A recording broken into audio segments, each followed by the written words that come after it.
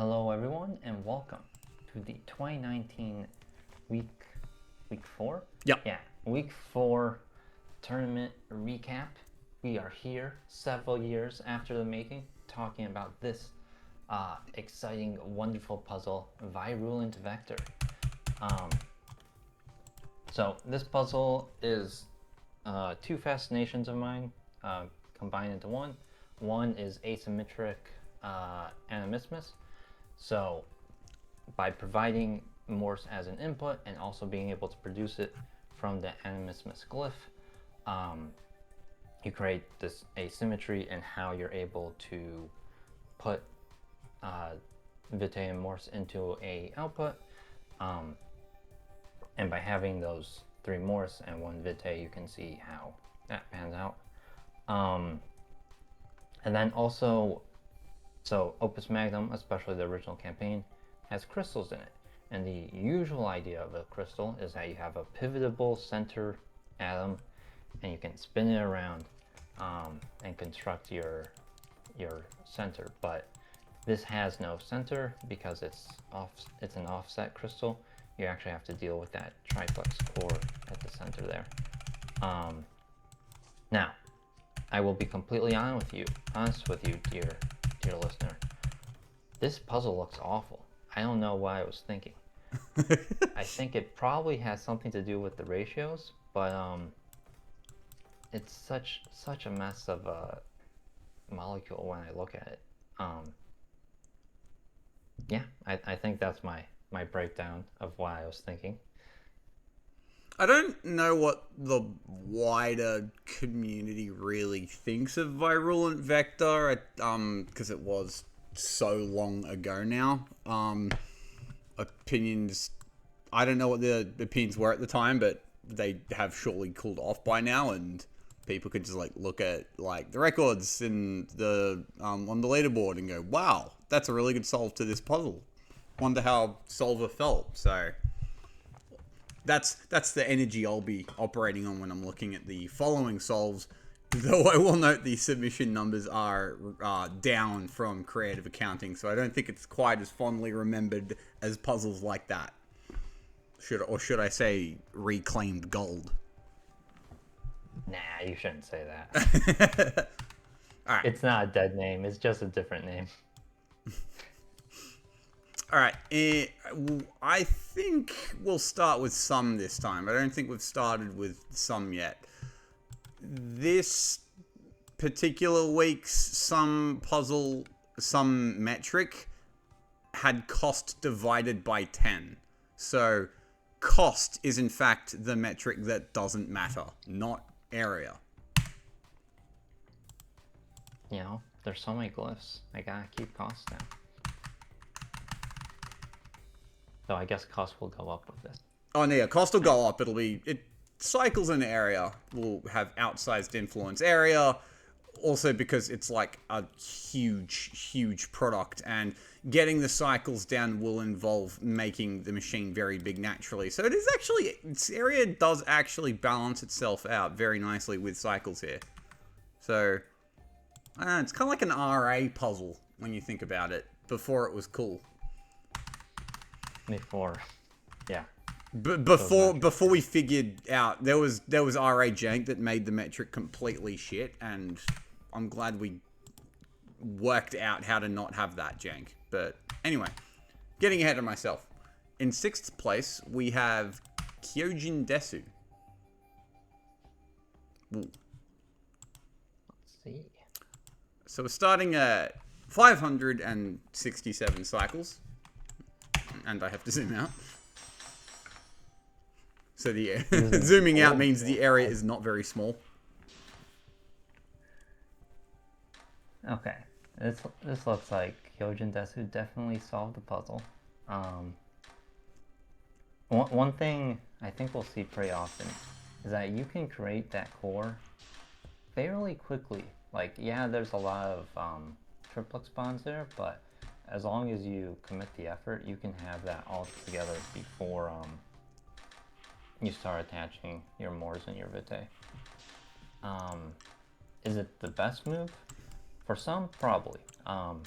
Other scenarios, maybe not, but what we're seeing here is a perfect example of do the core first and then attach things with a lot of pivots and bad bonds that Kyojindesu then fixes and throws out. So where this suffers in terms of its actual metric score is the fact that this is, I would suggest, a classic example of an overworked ARM.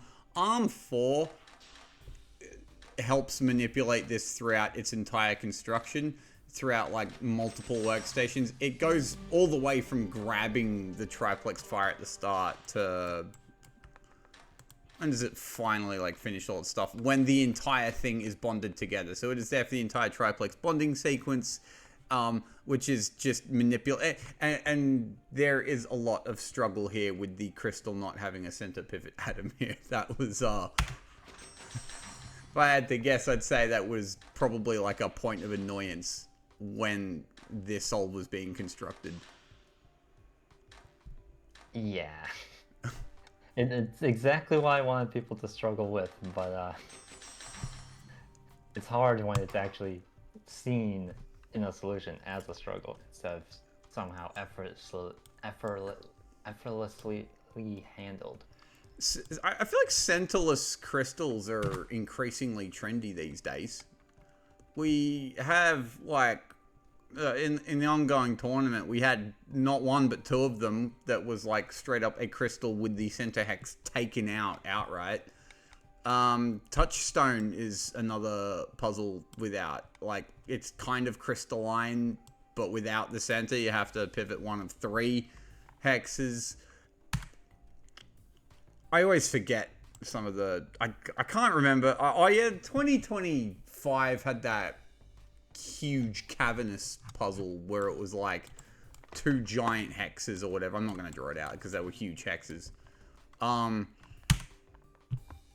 Brookie had that one elemental jewel setting. Nothing even resembling a center there. Yeah, it's just good design to prevent people from using that symmetry of rotation, or at least prevent it from being used easily. It's just like a nice, like, subtle element of challenge you can throw at the player if it's like the right puzzle for it. Alright, in 5th place we cut the primary more than in half with Tweedledee, 338. 338. And looking at that score, this is a lot more in line with what the rest of the Souls will broadly look like, where the cost is naturally just ballooned because 480G is actually just 48 points, and that's already still less than the cycles or area count by far. So it is cycles and area that will matter. I like these elbows that he's attaching to the fires. So this like nice caltrops is made with 2 of the Moors, 1 of the air, 1 of the fire, and that all gets bonded together before triplex is even thought about, and the animismus is put together at the end. Yeah, and he gets most of the bonds of the triplex in at that first station, and it's just when he's doing the final actions that he gets those final bonds in. So it's very, very clean with all of this.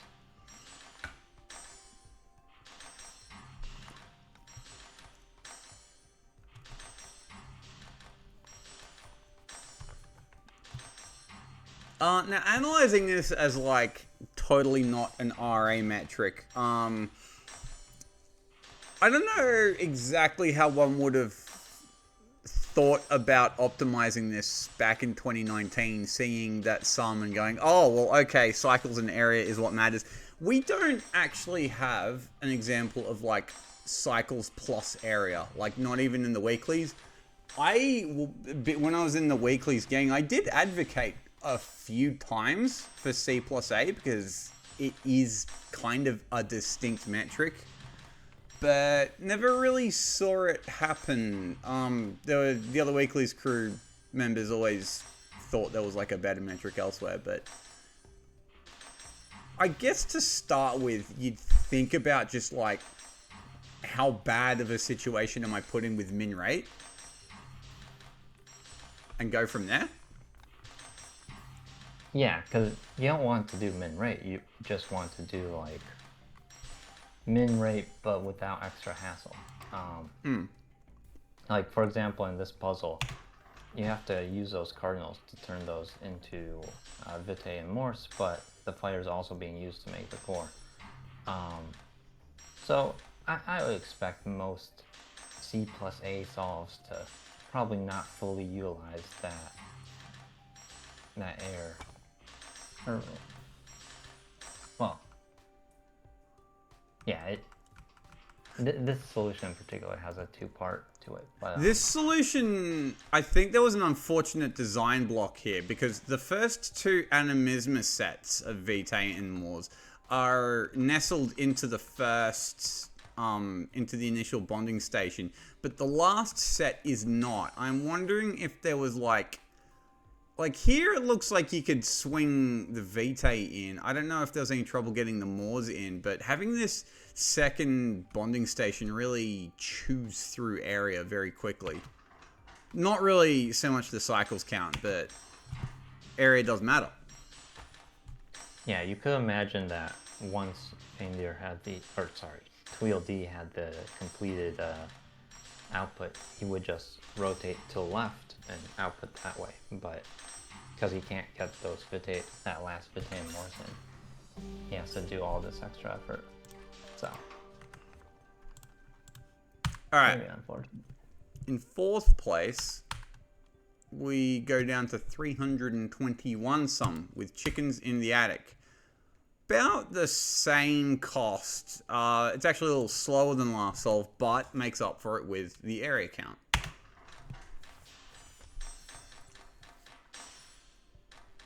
Okay, so he's going between two triplex stations. Instead of making a caltrops, it's the whole, let's call it a wedge, that air Morse Vitae. I don't know if that has a name, but yeah, I don't know, wedge trapezoid. It's not really trapezoid, but it's like half a fan. I don't know. It's like most of a surrender flare. We could call it a fan. Fan sounds good.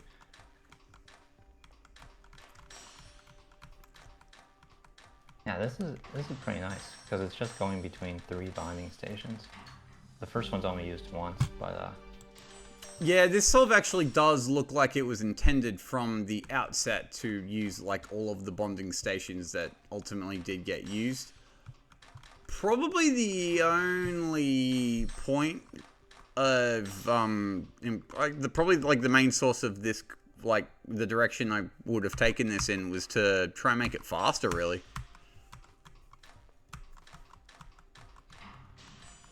yeah, because I think you would probably afford to get a few more arms in there and get some more speed.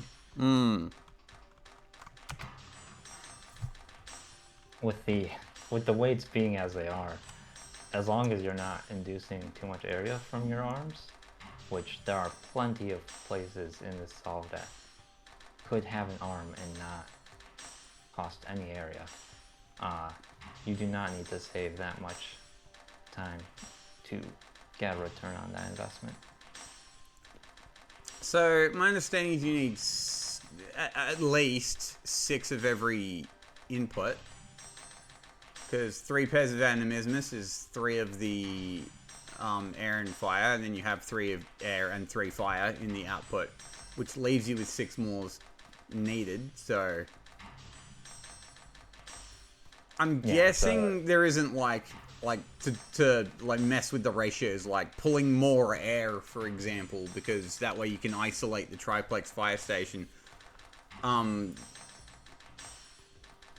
Perhaps that's a play, perhaps not. I'm just speculating here. Maybe for other metrics. We will have to see. Alright. Next up, we take a bit of a drop here, down to 277 with Mr. Puzzle. Oh. about the same size as the last solve, but faster. That's the power of multi-arms.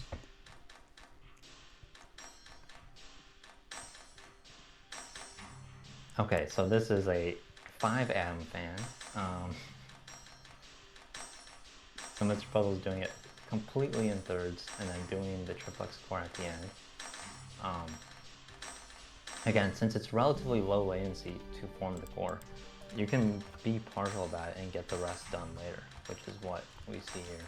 This reminds me of what I imagine the TI solve would ultimately look like, because the benefit of this, like, 5-atom fan is, as you said, it splits the output perfectly in thirds, and thus this bottom part of the machine only really has to worry about making the one shape over again, so it is entirely dedicated to the fan making, and the multi-bonder actually comes in very handy here. I like how fast that is made. And from there on, it's more about manipulating to try and get all those triplex bonds in, and all the, even like some of the regular bonds.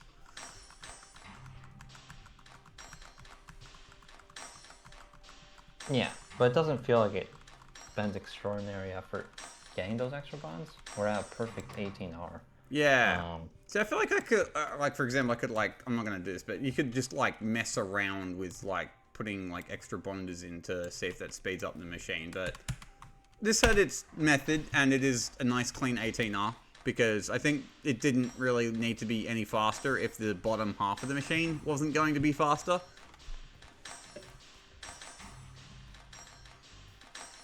Yeah, you can imagine loading that all in faster and having a very different machine, but you know, the cost might balloon as a result or something like that. Also, there's a biome doing like that. Rare biome moment. Nice. You'll love to see it. Alright, in second place, dropping down to exactly 250, Panic. Ooh. And we drop down Panic balls. exact same area. The cost is a lot higher than the last solve, but that's only good for like 11 points. It is cycles where this beats Mr. Puzzle Solve. And you can just see that there's so much more arms in the assembly station. And this is in fact the same strat as Mr. Puzzle Solve, but with a lot more arms, making the 5-atom fans much quicker. Wait, did I misread Mr. Puzzle's rate? Or is this making 2 procs per... Yeah, this is making 2 per period. Okay. So it's 9R. Or 12R. So it makes, so Mr. Puzzle's solve, you can think of it as it made a fan every 6 cycles. This solve every 4 cycles. 1, 2, 3, 4. Boom. So a lot more effort was put into getting this part right, where you have a fan, you have to get it in place for the next fan inside 4 cycles. Regrab, pivot, move, another pivot, barely in time, where it gets taken off to the triplex station. Yeah, I know regular sum doesn't like advocate for this kind of solve too often, but I do like fast solves that aren't the absolute fastest. It just feels so slick to see everything move apace without double pipelining or any of the usual requirements of max rate or min rate. So, with one more solve, where is the point of improvement here that could have been made? In first place, at 224, we have Biggie Mac 42. Note, same cycles count. I think it's a little cheaper, but the main point of difference is the area. I can zoom back in. Look at that. That fits nicely. Perfect. So I'm imagining what Biggie does at the end here is just pivot into the output instead of rotating. Yep. And that's just a huge area save. So the thing with the last strat, there were the last two solves utilized, and I thought it was kind of cute that the last two solves both had the exact same area count, whereas this just drops it by a solid 20 points, which is most of the difference here, is that the triplex station is completely separate, so we're back to the 4-fan. And triplex is completely sorted by this point of the salt in the construction. No more triplex needed. Yeah, you're just getting those last triangle bonds on there, and then it's out. There's an element of there's a few missing. Let's just fix it in post. Let's just make sure I know which ones are missing, so I can fix them in one go and not have to worry about any. So the thing that I like about this is doing the triplex first instead of last means that you have to move the big honkin' output a lot less. Yeah, because the triplex is at the center, if you try to do that, it doesn't help you save area too much. Yeah, like really the thing that like the last two solves kind of necessarily had to put up with was having to move the big output like quite a bit to get those triplex bonds on without a center atom. That was always going to eat up a fair amount of space, especially when you're making the solve fast and it needs to not be in the one place for too long. And there's just a lot less having to move stuff around when you're, you know, when you don't have to worry about those triplexes because you sorted them out early. I remember hilariously, this solve was like the sum record for years and years. I don't even remember who finally beat it with a proper sum solve, but I always looked at this thing on the leaderboards back when I joined the community, and this was like a solid 2 years after the tournament had ended, going, I know this is like beatable. I could like beat it in an afternoon with like a proper sum solve, but I never once found the energy to do it. Yeah, it's still exhausting of a puzzle, so trying to cut down some would be a bit of a pain. One more thing I want to add is like this solution really shows Biggie's strength as like a planner, because you can see how she intended entirely for that last swing to happen exactly the way it did. And that's a lot of that planning backwards instead of just creating things forwards that helps you clean things up at the end. Because it helps you see the entire process, the entire like set of things you need to do to make the output from beginning to end, and know which ones are better placed at the beginning and which ones are better placed at the end, with respect to the metric being optimized for.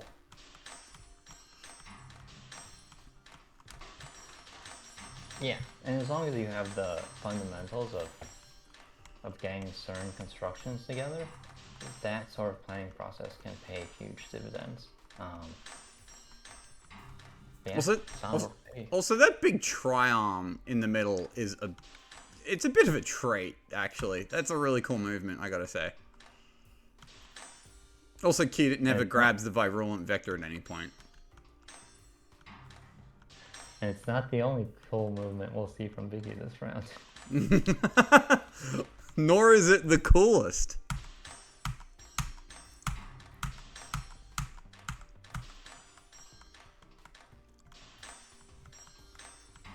Alright. Well, that was nice. 6 solves, easy. Did that in maybe 20 minutes. Phew.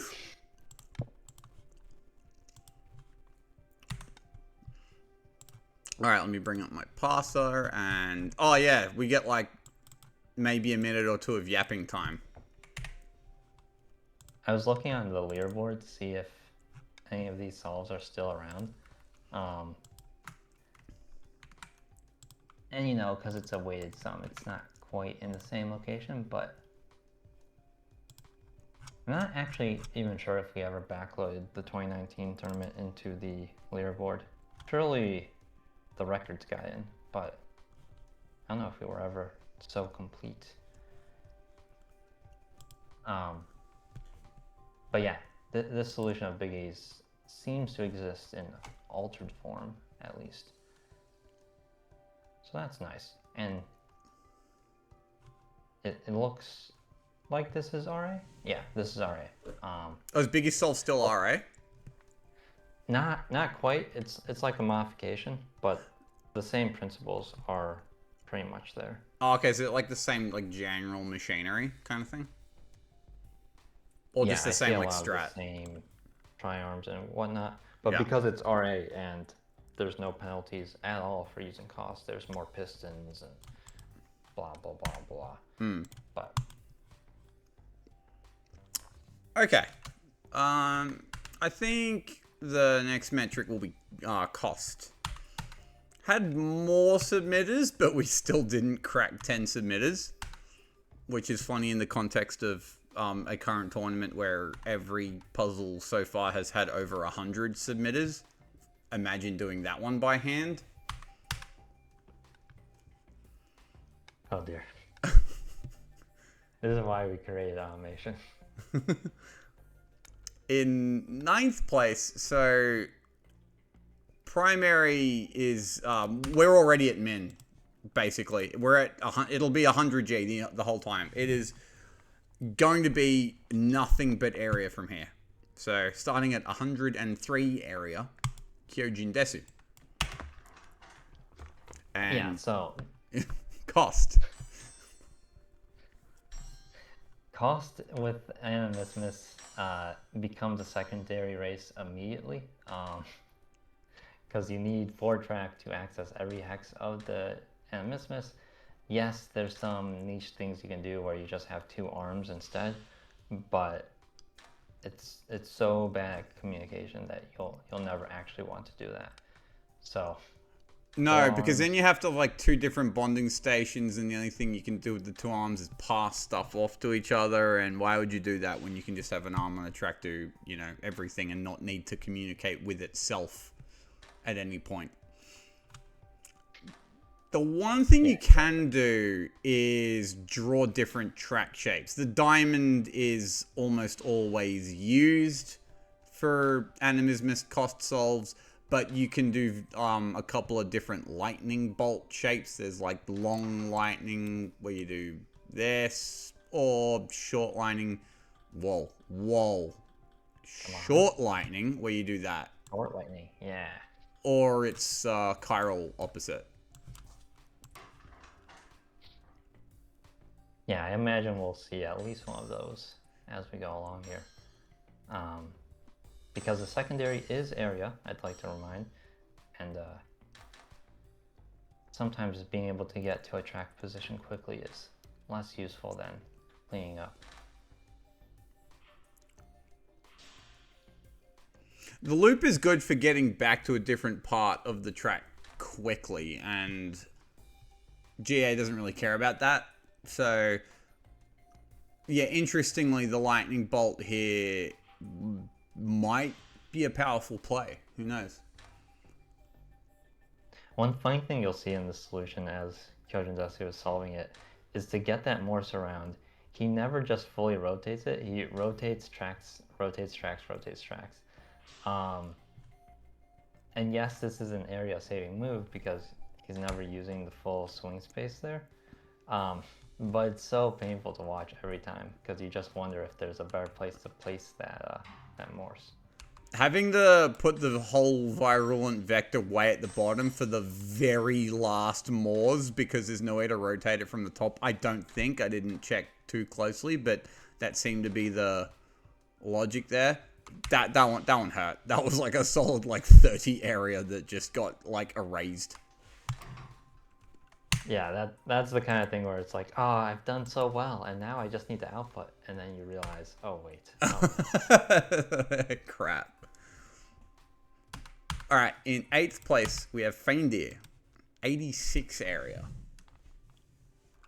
length 3 arm, making an appearance. Length 3 arms, they give you more versatility. You can pivot under a little more, which, as you can see, makes that triplex core much, much easier. If I had to guess, the reason why Feindeer is coming ahead of Kyojin Desu here is just that last awful pivot isn't happening.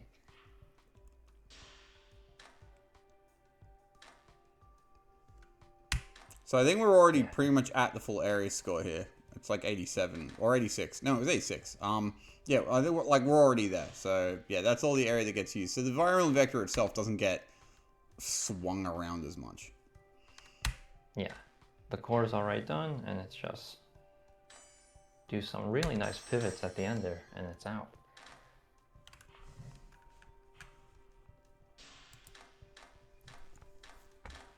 And again, you can't do this with a length 2 arm because constructing that core creates problems. And I think if we look at these last pivots,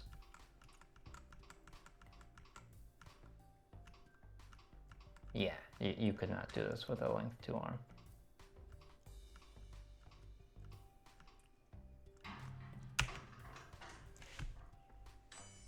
But the outputting is actually quite nice because it is only using already established hexes. that must have been really satisfying when it all came together. Usually when I do the final stuff, it's just, ooh, did I do it right? And oftentimes, no, I did not, but... So, without knowing the results, one thing that speaks to me about, how could you maybe use less hexes is try to imagine, if you will, dear viewer, everything a little, like, closer in and a length 2 arm. And it doesn't matter how bad this bad boy swings around. This is just, like, not looking like it'll eat 86 X's of area if, and only if, you can get that Virulent vector constructed without, like, having to swing it around, like, in every known direction like Kyojin Desu had to do. But that's far from trivial. We'll see how that problem is tackled in future solves. Speaking of which, in 7th place, SGS. 70 area. Oh, big cut. Still length 3 though. Still length 3. But this one swings in less directions. There are obviously here 2 directions the arm will never even look at. Yeah, and conveniently, the footprint of the solve has already been marked out for us.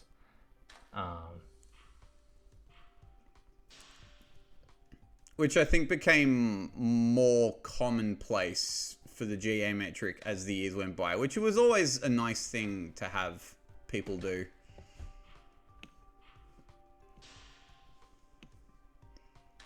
One thing that's nice about the Virulent vector crystal is it is very easy to bond those end Morse and Vitae, so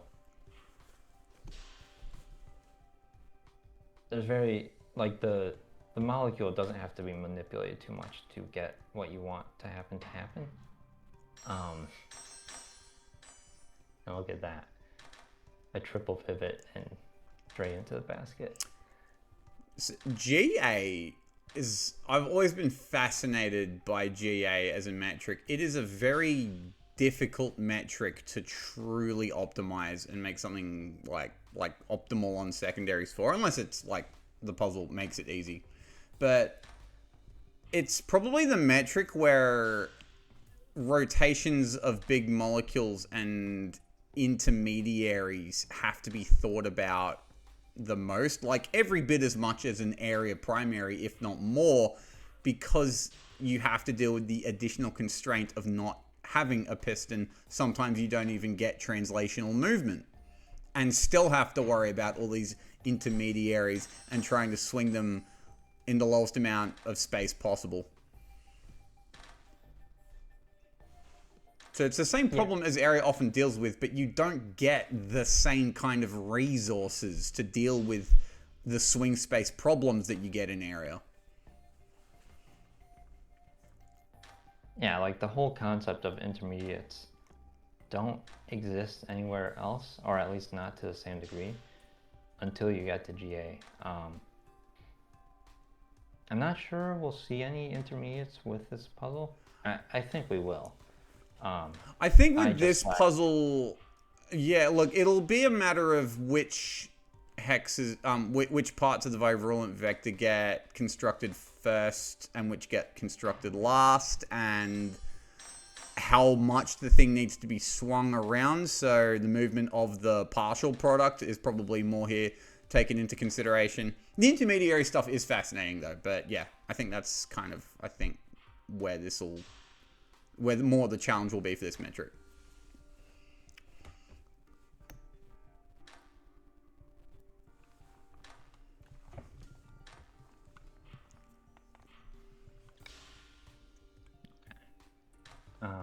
All right.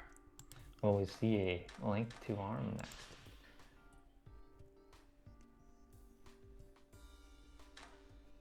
Or we could go down to one last sector. Could we get it 3 sectors instead of 4? In 6th place, we have Rithaniel, 65 area. Big drop, which does imply links to arm. Okay.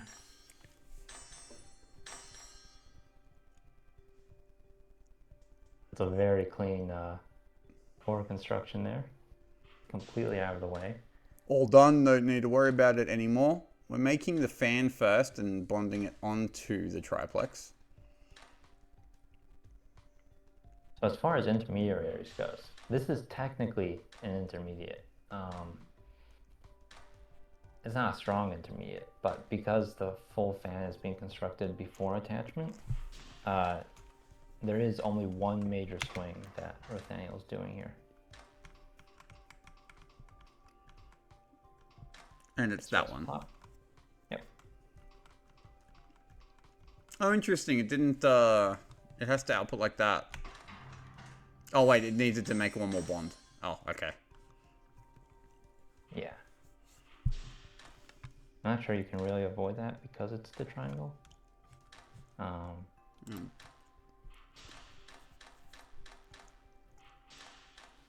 yeah, this is a cool solve. Oh, I missed it again. Awesome. One more product.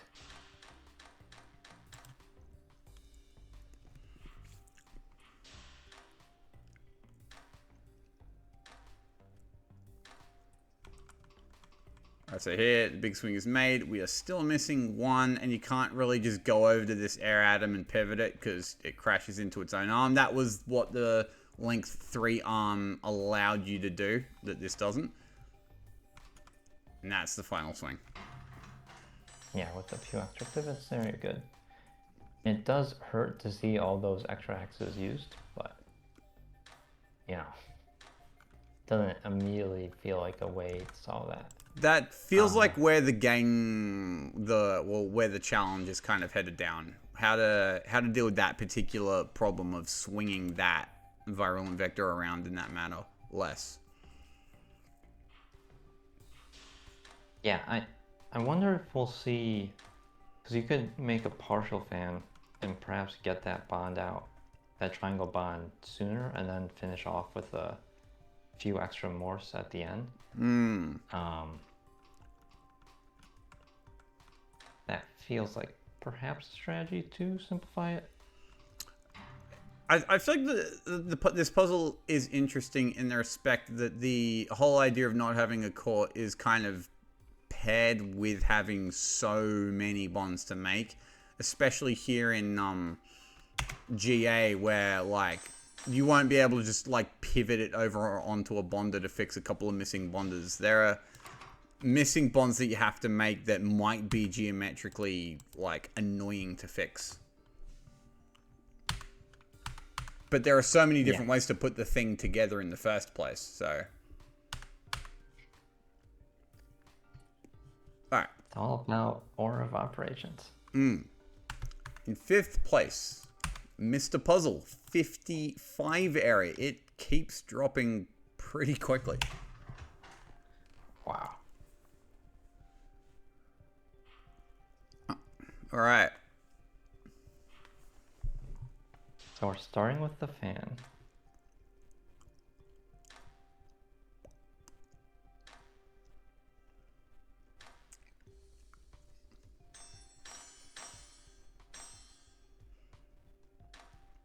All right. There's one. Out of the way. Done.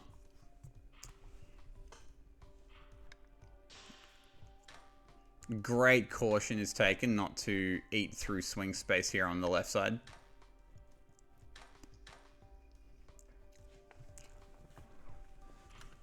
Alright, so this does... The last solve didn't have access to this pivot because it did these two bonds the other way around. So, whereas here, Mr. Puzzle makes this horizontal bond first. The previous solve essentially made the diagonal missing bond here first and would not have been able to pivot in. But here Mr. Puzzle doesn't have to. He can simply pivot out and output the thing. Yeah, with 2 additional pivots. Instead of just swinging the whole thing at once. That's very, it's very nice when you have one solution that presents a problem, and then the next solution solves that problem. You have to wonder what the problem with this solve is, if we're going to get more large drops, but... Yeah. Well, I guess, like, when you're doing, like, at this point when you're, like, making a GA solve, and it looks like this, you look, and if you're spending more time trying to optimize it, you go, like, what do I do about these? And you start counting your equilibrium hexes and trying to be like, how less equilibrium hexes? This is why the equilibrium hexes are so good for GA. They're not just good to, like, demonstrate on stream what the hexes are taking up. They're good for when you're actually making these yourself to keep track yourself of the space you're, like, eating through, because that's what you're trying to minimize, essentially.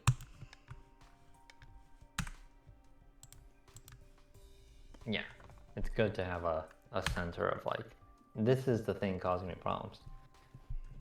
As long as you're not foolish and forget equilibriums in the solve, it's good. Alright. Next up, in 4th place, we have Winter 1703. 52 area. Not a big drop this time.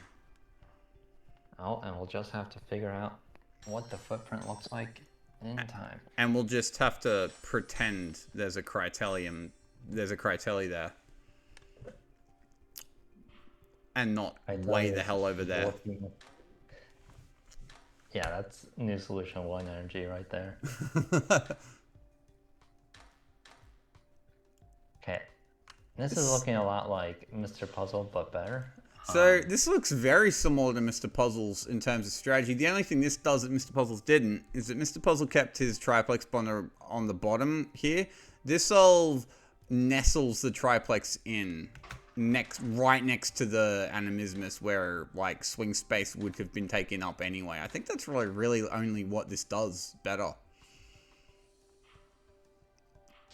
Yeah, that sounds like a 3 hex innovation, and we've saved 3 hexes here, so. Yeah, let's see if it's the exact same. That was a different pivot, but the outputting pivots are, yeah, I think those were just about the same ones. If not the same, then very similar. Yeah, no, the 3 triplex hexes were what was saved here. Can we more or use less the P button for users at home? There. I like holding down the 2 key. Oh, well. P is a toggle. But yeah, either way.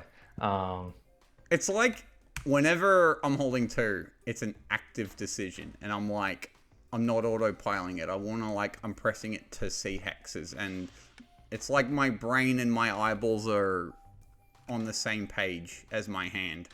And if I press P, I have to move my hand. That's so far. That's so far.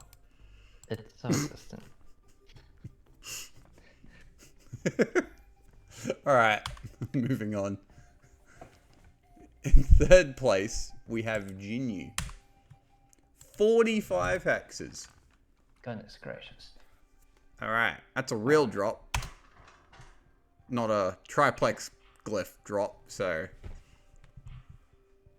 Let's see what this does. And this one has triplets off to the side again, so, I think...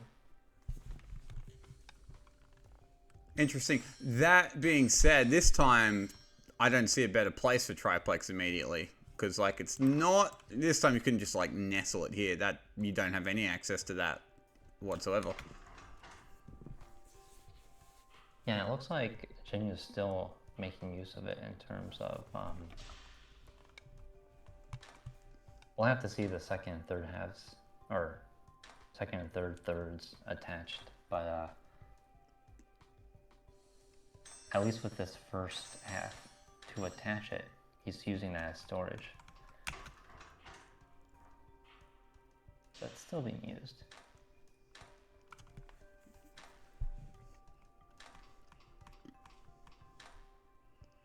Very deliberate swing there. And that's kind of a nice... These are nicer pivots. Ooh. Oh, and that storage right there is right over the output. Sometimes you even wonder how you can save on this. This is a very good solve, yeah.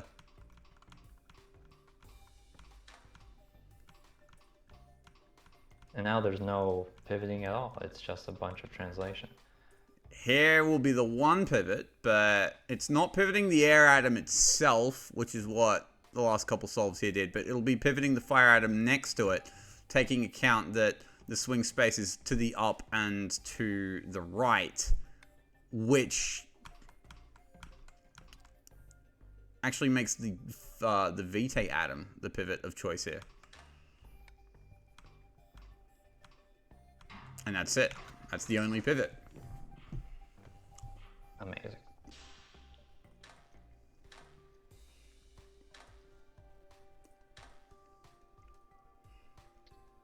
Yeah, I like this shape. It's I like the triplex too. The triplex is handled very, very nicely. There's like one extra triplex handled at the very end because it avoids a regrab. Gotta get those tertiaries down.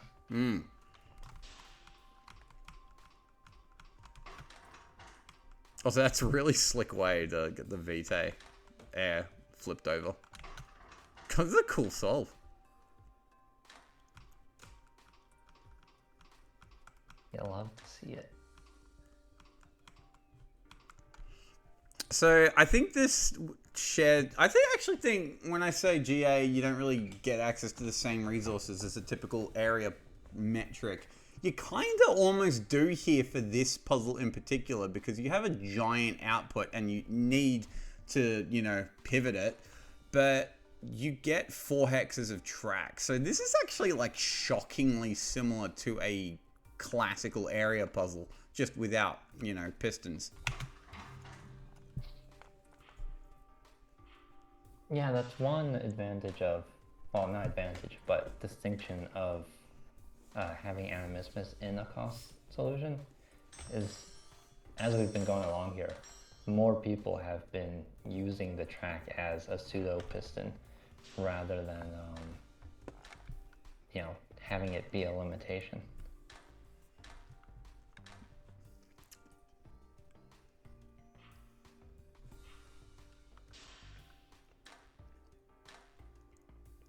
But there are 2 people ahead of Jinyu, so... And one of them probably best described as the resident area main, and the other probably best described as the resident... Well, Pentapig doesn't have a main, but GA is like one of his best metrics. Certainly an innovator in the field. I think GA is one of the metrics he's still never lost. I think he might have maybe lost one, maybe not. I don't actually remember him losing one ever. But I think I might just not be remembering it. I'm gonna put my money on Chow Cluster this time. I'm gonna say he won. In second place, Shadow Cluster. Ah, dang. 43 area. Aha! Aha ha ha ha. Long lightning bolt.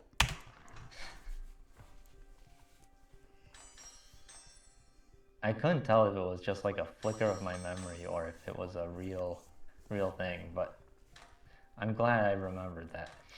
Not using the diamond track was a good move here. It's very possible Jinyu was just at the min of what diamond tracks could do for you.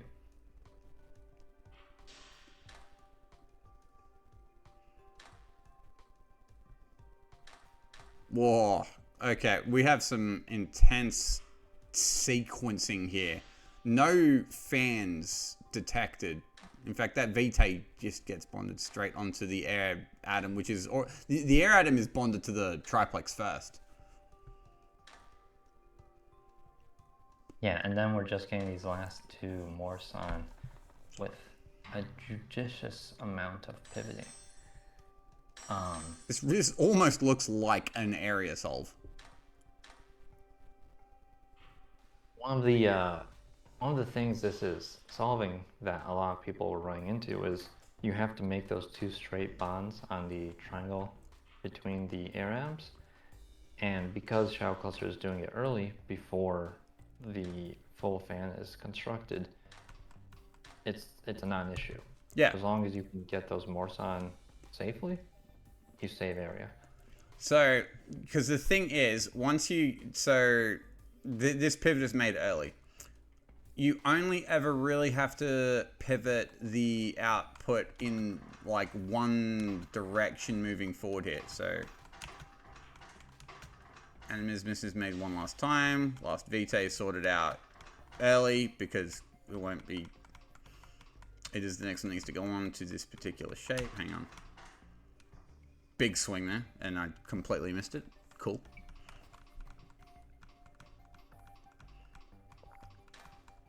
Translate, pivot. Translate, pivot, pivot. This is all being done over the glyph space too, in particular. The triplex bonds are made and nothing else will collide with it. Animismus is there, the virulent vector is there.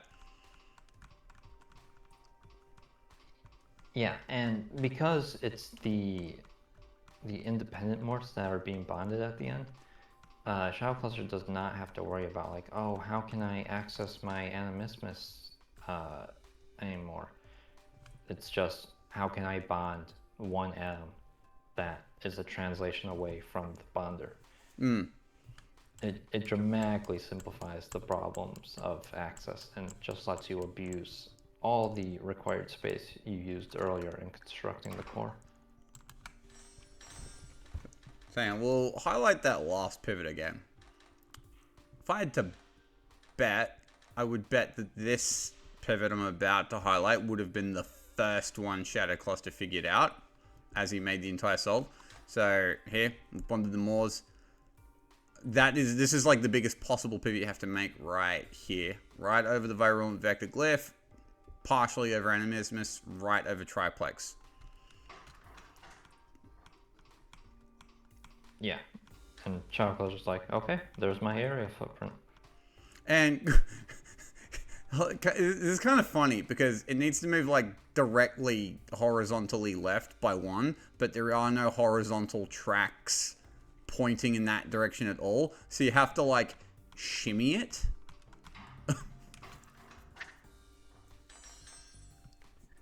But hey, it's possible. But the shimmying does still work. Someone might have gotten to that layout, gotten to that situation, and been like, but wait, I can't get it in. But it's just one extra step. I do have to... is the shimmying the only reason these bottom hexes are touched? Unless... alright, so... alright, I got my answer. No. That bottom one, I don't... this bottom most left one, I don't think got touched just then. I don't think so. So, yeah, right, I think it's just a 1 hex thing that the shimmying costs. Alright, never mind. 0 hexes. I completely missed it again. Nice. It's so sad that Pentapig got 42 area. I have no idea what Pentapig is doing, but it's starting to feel exactly like this is what's about to happen. I think this is actually also another key moment. Getting this final Vitae on seemed like there was a lot of... There looked like a lot of jostling and setting up to this particular swing here, because it is essentially a length 4 swing with some extra bits on it. Yeah, okay, alright. That is actually what these bottom hexes were designed for as well. So those were... Alright, so the shimmying didn't actually cost any area. It's free to shimmy.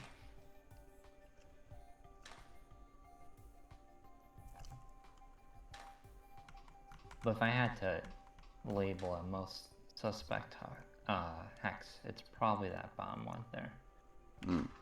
I would not know how to solve it, but maybe Pentapig does. Alright.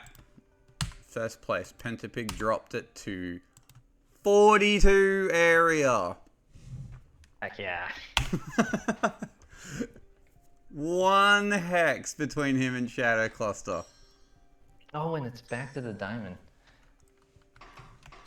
And I'm not going to call this Lustrous Tap because you still had access to that, but indirect triplex bonding did activate my neurons.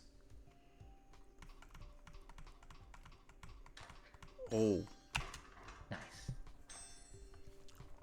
Alright, so triplex is handled nice and early here.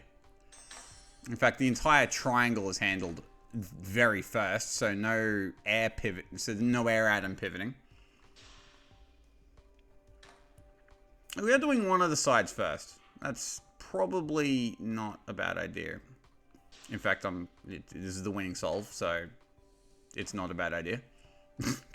Good job, old sport.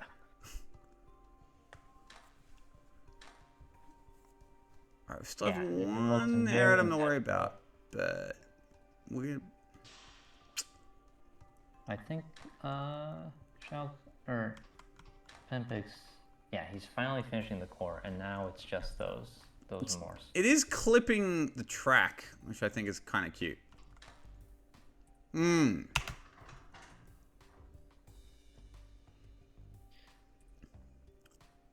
So you can really see how disgustingly asymmetrical this solution is. Pentapig can't even get these last Moors on without doing this incredible shimmying action. He's storing a bunch of them just to get the last 4 on. Yo, that is insane shimmying. He's covered the animismus glyph with Moors. Alright, now we finally pivot the damn thing. Because essentially, as soon as you put them on at this point, the Moors input has been, like, cut off. You can't get anything past the Virulent Vector now to the Bonder. Oh, and that same pivot from earlier to get the air atom bond sorted actually comes back in clutch here for the last couple of Moors. More intense shimmying happening, and Goodness gracious. more shimmying, and there it is, final pivot. All those pivots where the arm is next to the fire at the bottom there, and he gets those done, it just feels like a crime that's not using up any more area. Now, who's to say exactly what the 1 hex was that this didn't use that Shadow Clusters did? I will point out to there being... Shadow Clusters solve had equilibrium glyphs kind of like sitting on both sides.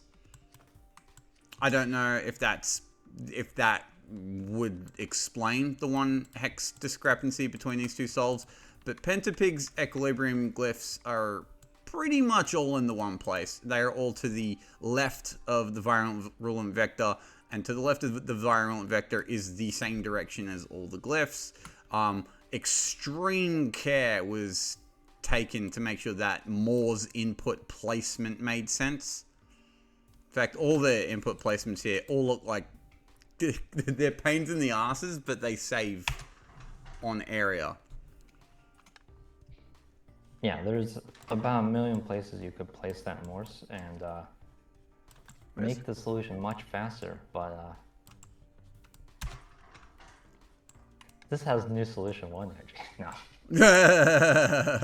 He moved it away from the Critelli hex. What the heck? Critelli's light does not shine on this self. No.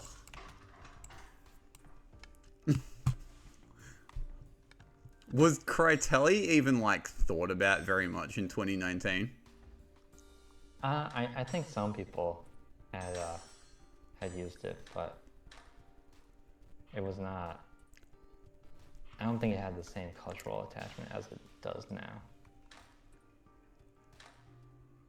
It's a very interesting bonding sequence. He gets almost all of the central triangle made, but not all of it. One of the air atoms is done towards the end here. From this point on, we mostly focus on getting animismus atoms. Just like, yeah, that one side of the completed triangle is done.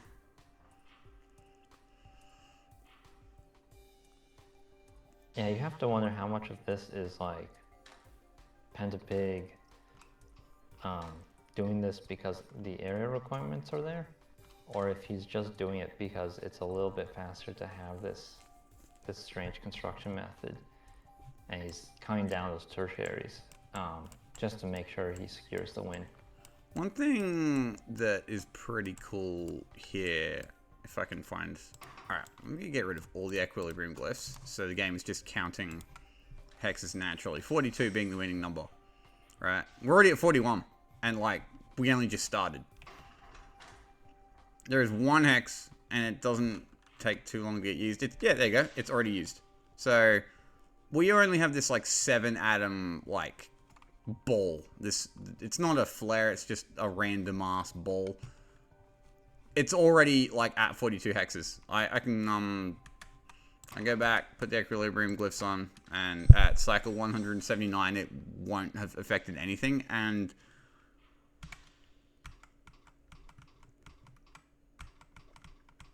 okay, yeah, what I missed it, but yeah, everything else from this point in is already like used area, which is pretty awesome.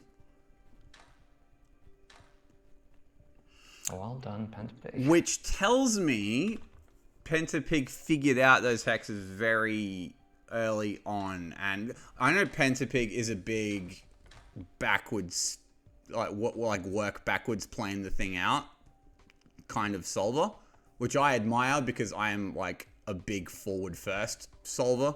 Partly what I admire about GA in general, because it's a metric where you really need to plan stuff out like this. Yeah, I feel like some recent times where this category's shown up, it hasn't gotten the love it's really deserved, but you always get, a couple players that really invest into it, and it's so rewarding to see. If you go back and watch like puzzles like lubricating solvents or hydroponic solution, they have insane GA tech. Blue Vitriol had pretty good GA tech, but that was on the that was a bit on the lighter end. No insane. There were intermediaries in that puzzle, but not like insane ones. But it is a metric with a lot of depth. I always have a soft spot for it. Anyway, to change the pace a bit, I'll get the cycle solves loaded. It's time to get fast. It's also yapping hours, or should I say minutes. What can I yap for an entire minute? I guess since the last recaps, we finally started doing journals. I'm glad y'all are enjoying those. Yeah. The submission numbers have been shockingly high. They've been pretty consistent too. The numbers are not dropping off that quickly. Yeah, my first estimation is like, oh, we'll probably get at least 4 weeks out, and we're nearly at that fourth week, and I don't think we're stopping. I don't know So we'll when we're see how long it stopping, goes. but I mean, well, I don't know about you up here, but like I could see us doing at least a couple more, like minimum. Oh yeah, I think we can absolutely make it to 6. Um, I I feel like there's no way we're getting, the original journal run was 9 issues, and then if you add the 3 community editions we added to that, 12 is absolutely my upper limit. That was I actually had the exact same number as my highball upper limit in my head. So Will we whatever get it that will be, far? it'll be equal to or less than 12, I reckon. Yeah. So, I to be clear to anyone hearing this right now, there's no guarantee we actually get to 12, and I will cut it off the moment I think it's necessary to cut it off. But 12 is the upper limit. We may not get close to 12, but we already are at 4, and yeah, probably we'll make it like as I said, probably like I don't see us struggling to hit 6. Yeah. There's so much ground to cover, And a lot of people who want to cover that ground. yeah. All right, time for cycles. At 9th place, we'll start with Chickens in the Attic. 116 cycles. So, cycles for this puzzle. Cycles for this puzzle. A lot of the conveniences of, do that core early, blah, blah, blah. It's all going to fall apart here. Now, we've already seen some solutions faster than this. Because some lends itself to speed. Yeah. Interestingly, I do think for this puzzle, even cycles, you can still broadly split the thing into thirds and worry about like the fan of Morse / Air Vitae.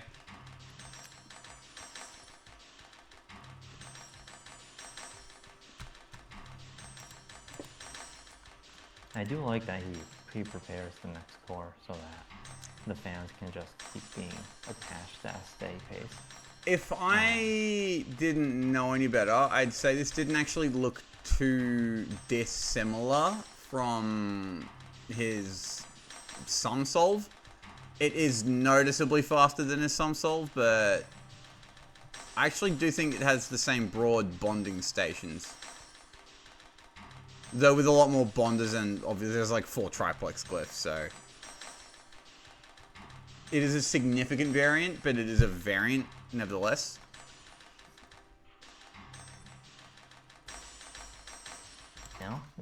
If you walk into a good idea, you gotta keep using it. So. In 8th place, we drop down into the double digits at 94 cycles with Tweedledee.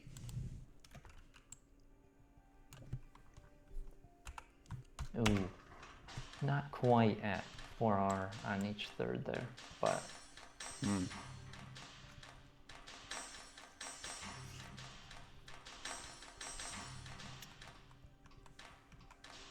Yeah, I think Tweedledee was doing this construction before as well, where it was making the elbows and pivoting those in. So this is just a sped up version of that.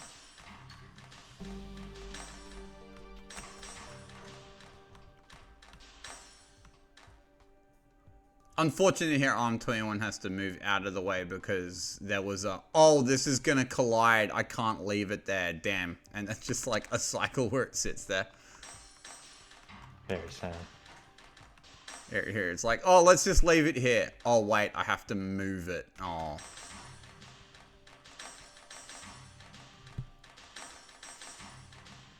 Yeah, this is a very unique Caltrops bonding idea. Respect for committing to it, honestly. Because the fans idea just seems like it would be like less mentally taxing. Just pivot that air, baby. But no. Alright. We drop down to 88 cycles with Matamonkey.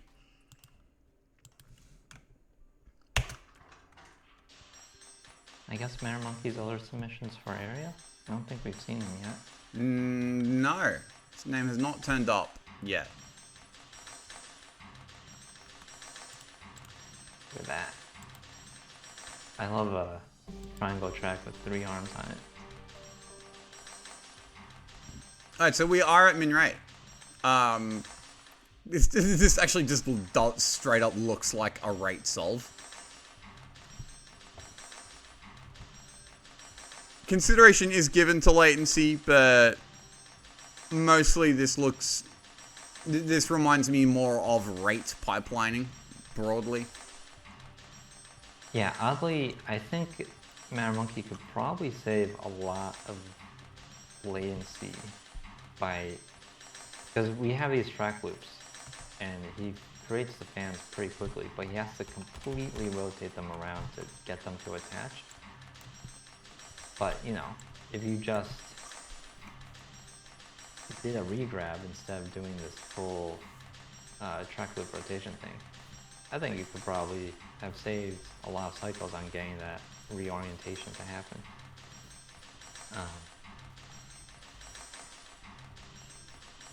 One thing I'm only just now starting to think about, because we're only now looking at cycles proper, where your latency is at, because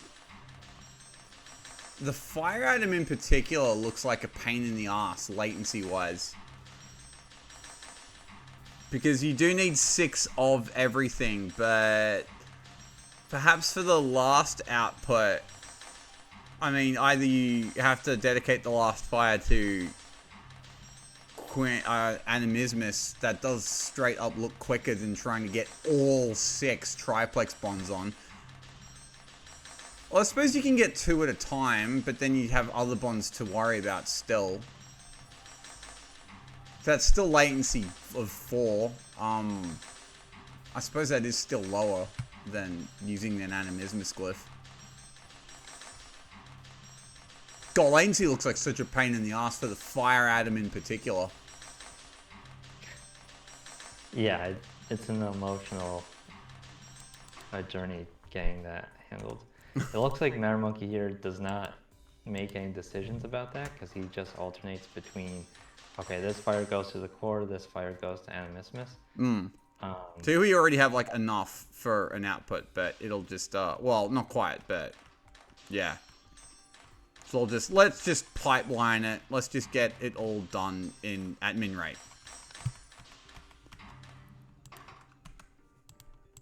Great solve though.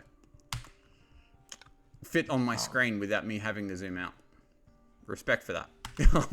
In 6th place, we dropped down 1 cycle, 87, to Dunsum, which is a name I'm not even sure I've read out at any point in this tournament. Yeah, that sounds completely new. We get late people showing up to tournaments sometimes, but We also got a hexagon track. Where? Tell me the criteria. Oh, oh, come on. Oh. done some. Oh, it was right there. This person was never faded for the community. No. Figure that out. Okay, let's see it. So yeah, it's still alternating between core and Animismus. I feel like that's going to change at the top level, but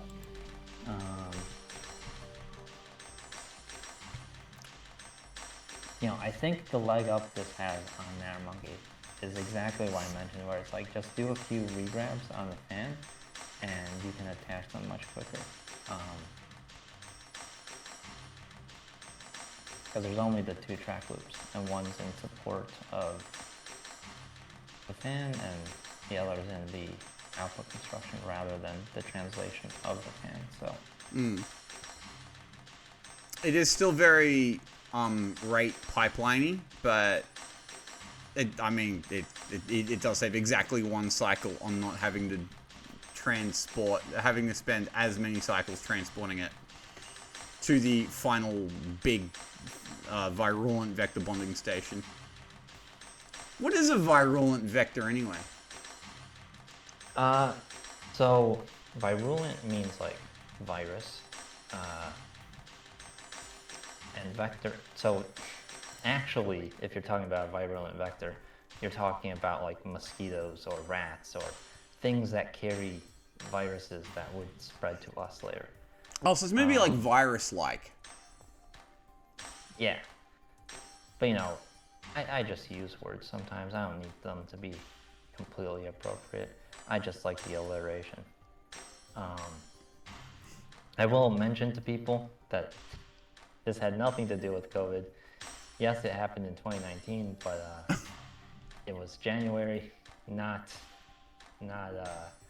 December when that was first discovered.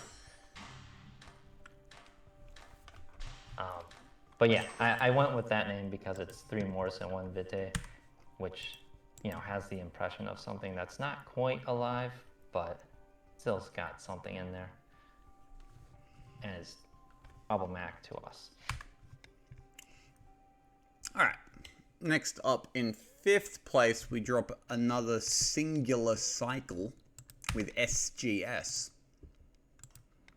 86. And smaller. The loopier. I wonder if it makes sense yet to slow down the solve. Actually, it still looks pretty good at full speed.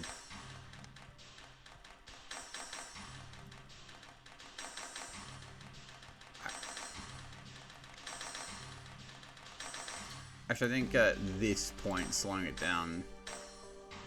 Yeah, it's a pretty good speed.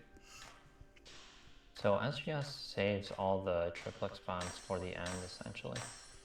Just going between 3 stations and putting it together there. But actually, I like that it only takes 3 cycles to get all the triplex bonds on, because they are all done at the same one.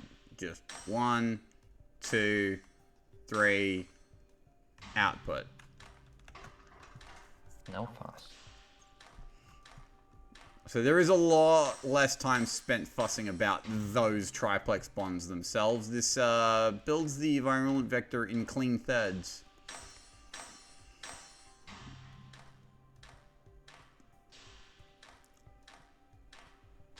Yeah,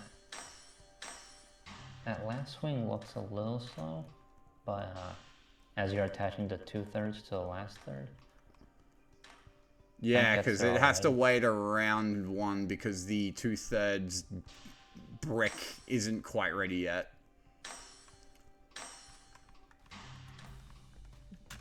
Yeah, you would wonder if there's like a way to get that a little faster, but there's probably geometry concerns that were difficult to overcome. I don't actually think it was geometry concerns. So for the first one,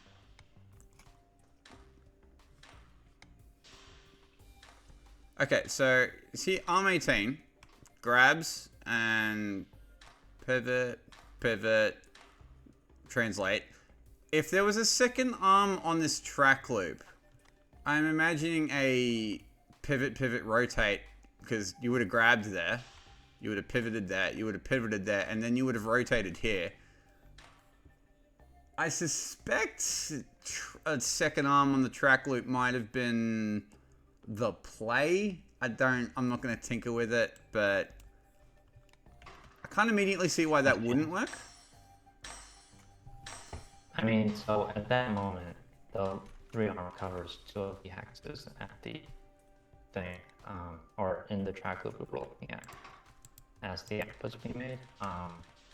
Yeah, it feels like a navigable issue. So I guess the consideration here might have been, here if you do both pivots at the start, you can imagine a second fan, or it would be bonded in this direction. I think it would like collide with arm 16 as is. But if you translate first, you actually... Do you make a wrong bond? No, you don't make a wrong bond. I think, like, translating and then pivoting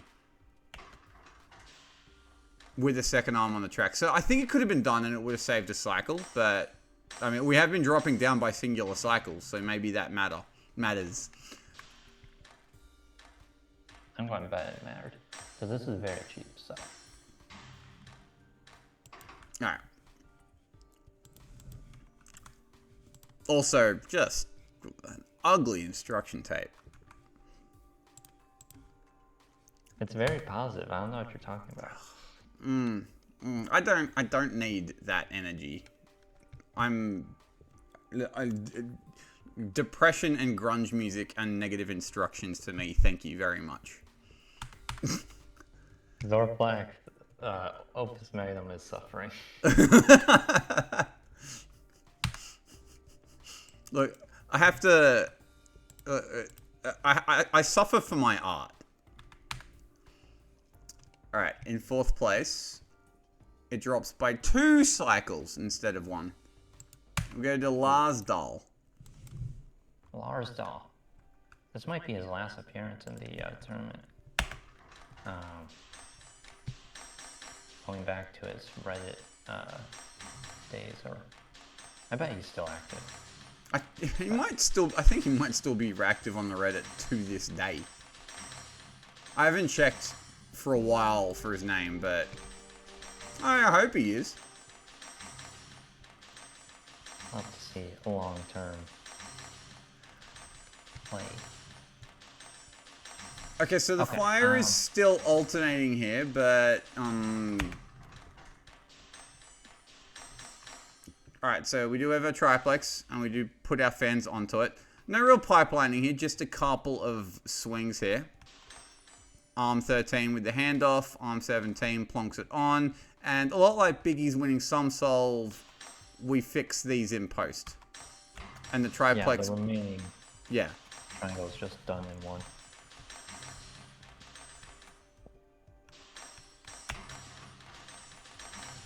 Yeah, and the chord is done first, so because you're just doing that triangle of bonds there at the end,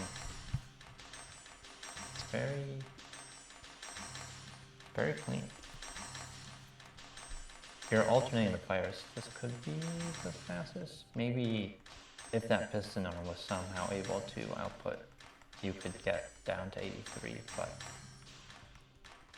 has a very constrained piston arm, so.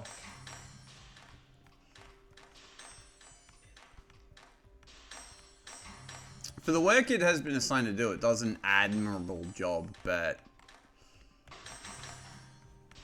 yeah, you look at this point, you start wondering where the lost latency is. You can see there is a handoff here. There's one, bonds, another handoff. I don't think that extra cycle of waiting matters here, but I have another element to fix it in post. I think when we're looking at latency, I think the fire input is the most important one again here, and we are still alternating between animismus and fire. I stated, I really hope I'm not spreading misinformation here, but I think triplex last is latency optimal. Either way, you need to put multiple fires in one direction rather than alternating like this. Yeah. Because you're unable to save any latency regardless. But I suspect perhaps this construction method of like just alternating the fires, I think it might actually be hitting its limits with this solve. I believe it. Because this is starting to look like, yeah, we're going to struggle to find any more cycles without a conceptual change. In 3rd place. Like sorry. A micro rebuilding. No, but let's see. Yeah, it's like micro yeah, in my head I was like, does that count as pre-building? In 3rd place, we drop down 3 cycles, hitting 81 with Panic at 500 cost. Wow. I feel like Panic had a good showing in the 2019 tournament.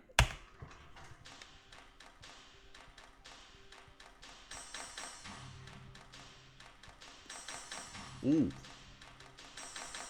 My goodness, it's still alternating. Okay, number 9. Apologies to everyone. 81 is the limit of alternating. Alright, so we're doing the triplex way at the end. This is the Tweedledee bonding method. Making a return, you bond the caltrops, except here it's a lot more intense. Unlike Tweedledee, who couldn't figure out how to get the last one on. Alright, key moment here. Watch the Vitae, watch the Moors, and the caltrops all at once. Bang. In fact, 4 bonds are made at once here. So, you're wondering where those 3 cycles are saved. It is in this exact motion here. And this is worth a slow-mo. Fortunately, I've lost the ability to zoom in for some reason, but... Uh-huh. I Think. That's beautiful. Man, revisiting these tournaments, I'm so impressed at what Panic is able to do. I think he's undersung as an optimizer. Oh, he's... I don't think... I think if people are, like, looking at his, like, 2026 placements and thinking, like, oh, yeah, no, that Panic's just, like, you know, misses top 50 sometimes kind of thing. No, Panic's, like, a bored god. He could, like, top 10 every week if it interested him enough. I do think a tournament like this is more in his favor because, you know, it's much easier to motivate yourself when it's metrics you enjoy.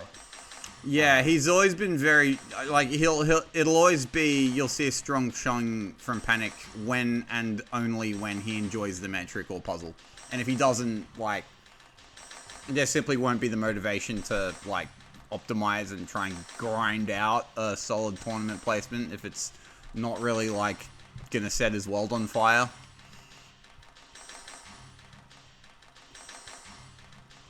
Yeah. But we have 2 people left. One funny feature of 2019 is it was always Biggie and some other person. Never consistent of who that other person was, but I think at this stage it was Starfix or Starfish. We will see though. Alright, in second place, this time around, Biggie's opponent was Faindeer at 80 cycles, 1 cycle better. Or more expensive now.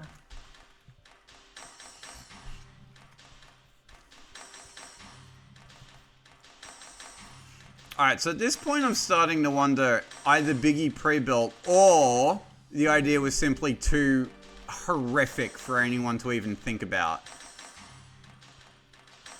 Yeah, I'm almost wondering, is it a mirage that we're thinking about this? I think that's like the theory approach, but also like this is an intense enough cycles puzzle. Like we're still finding all sorts of insane geometry saves here without even needing to think about making like a 3000 G pre-building monster. I don't think 2019 had the community thinking like that insane on cycles yet. Oh, look at these Moors. Faindeer is preloading them so that when they're ready to get bonded, they just are bonded, and the because it is something you can do while the triplex bonds are happening.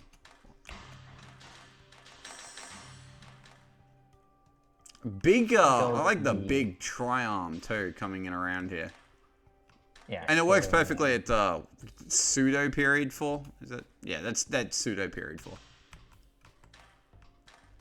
It's that arm 14 that does 5 useful rotations before it, yeah, look at that. 1, 2, 3. Hang on. Oh. I'll get that again.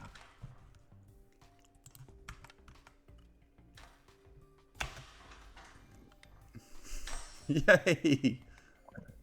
2, 3, 4. Yeah, it's only 4, but still very cool. And we do get it's a similar bonding strat to Panics. It's not quite as intense around the initial bonder stations. Here, one of the extra Moors is slipped on just simply by an arm next to the Moor's input, and the other two are loaded up, ready to go with the triplex. So it's not as intense as Panics, but it means like he just gets to put the Moors on for free later. So it's really only the Caltrops and one of the Moors, and it is the big multi-arm Arm 13. So this is probably the core movement that was thought about the most. Slap that onto the Virulent Vector and do the rest. That Caltrop shape is paying dividends. Yeah, the Caltrop shape here, hopefully I'm not yet again spreading misinformation, but I think here it actually saves on Panic Solve here because this all gets thrown on one cycle. And the Fire Atom's already being grabbed here, so it doesn't even have to wait to go onto the Virulent Vector. So it's all just one smooth motion, Caltrops made without delay, right onto the Virulent Vector, and then 1, 2, 3. But I think it's here towards the beginning where that cycle is saved. Yeah, I think so.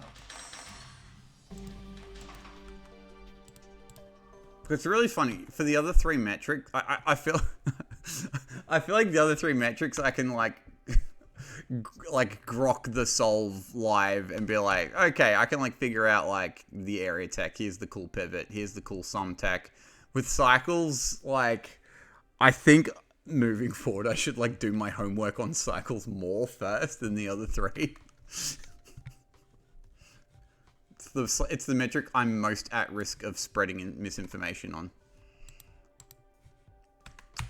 Alright, but... Oh, sorry, Yeah. you were about to go? No, I was just going to say, it's a good thing I have no credibility, because I can just talk and no one will believe it. Alright, in first place, at 78 cycles, Biggie Mac 42. So 2 cycles. So, no pre-building nightmares. But, possibly one of the slickest movements in Opus Magnum. And we're just going straight to it, since I know everyone who knows about this is going to, like, wait for it. Oh, yeah, it was that one. Hang on. Alright, so here, it's almost like you can see it preparing. We're missing the triplex fire here, but it's being prepared. So here it's coming in from the top. Arm 13 is preparing to. You can see Arm 13 is pre-placing the bottom one. So we have our 3 directions they are all going to swing from. And it's just there. And it's just there. So that fire does get swung around, but it is before it is bonded to the 3 fans. All 3 fans are bonded at the same exact time, which cuts down on latency on the final fan in particular. So here, Animismus atoms are grabbed. We've seen that fan construction method has been done a solid few times by this point. But here, it all just gets slapped on, and instead of doing the triplex last, we only have to do 1 bonding motion instead of 3. 2 cycles being the amount that this solve won by. And then it goes out. So that is actually the only place where this improves on feigned ears in terms of latency, are those 2 cycles where it doesn't have to worry about triplex, it just has to worry about the regular bonds. Because of sequencing, which is allowed by the fact that it...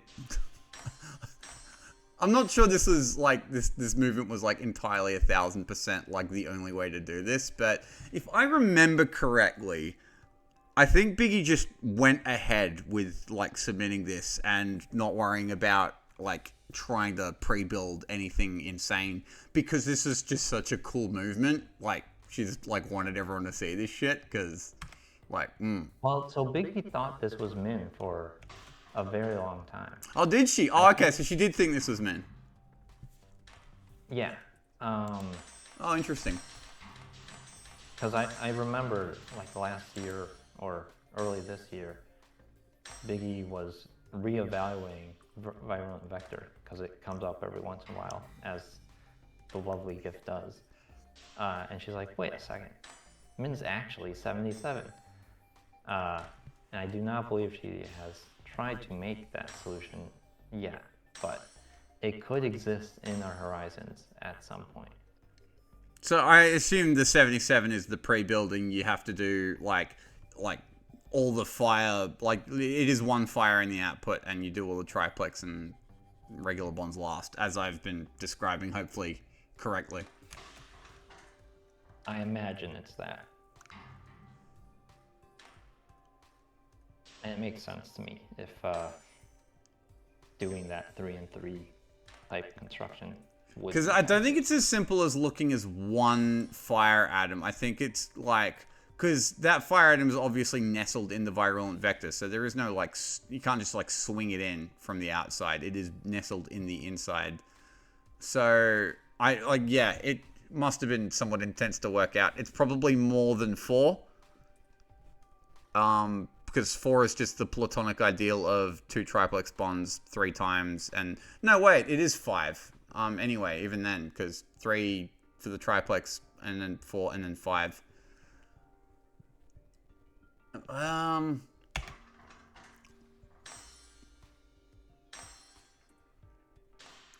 math on stream is not recommended. Yeah, this is the thing that makes cycles impossible for me to think about. It's like I can think of a single atom's latency, no problem, but it's overlapping that latency with all the other atoms' latency and just seeing how that collects that makes it possible. But let's say latency is 5 on one of those fire atoms. If we look at the Mors Vitae, if we have a fire going into that, you know, that takes 3 cycles plus 1, 5.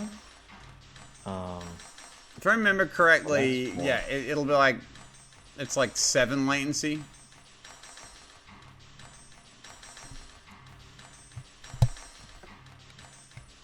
To go from fire to... Oh, no, wait. Because it's calcify, rotate, drop, grab, bond. Okay, I just described 5. Jesus, I should not be doing math on stream. Okay, we have decided to stop doing math on stream, everyone. Insane ramblings of the uninformed. I'm fucking studying the cycles theory next time. In shambles. It's okay, the next one's production, so... Oh, okay. I'm going back to area. I think I'm actually good at area. Area... I think area probably got the short end of the stick, but we'll see. And you know what? I'll say it here, secondary optimization is still fun. And this is probably a fun puzzle for it. There's a lot of routing considerations. But it does have less prestige than funny primary improvements. Alright. We're going to start at 6th place. At 77 area, we have Matter Monkey. Matter Monkey winning the metric for last showing up as late as possible. Wasn't that I forgot I the guess guy's name Dunstan. already. Dunsum? Dunsum, yeah. Because he showed up after Matter Monkey. He actually doesn't. He only submitted for 1 metric, it appears. Oh. Okay, well, we'll think about that. This does not feel like an area solve. I'm sorry to say, Matter Monkey. This is firmly in solve the puzzle solve category. When we were doing the comparison from sum to cycles, we noticed that the cycles count on some of the early puzzles was less than sum. Here, this area is currently, or sorry, not less than, greater than. Here, the area is currently greater than the best GA, so. Unless I'm misremembering. What was it? Yeah, it was 42. So we're almost double that. But every arm is a piston, so we got the principles.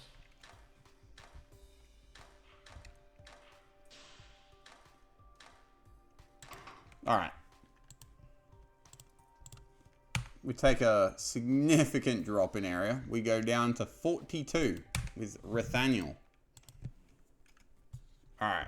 We just went from solve the puzzle to area hours. Yeah, so initially you might look at this and be like, oh, this isn't even close to min area. But crystal type solutions do have a lot of forced equilibrium. I'm almost certain it's less than the number of forced hexes, or not forced, but extra hexes here. But you can just look at alchemical jewel or something like that and see that there's just more area that must be taken up. You can't avoid it.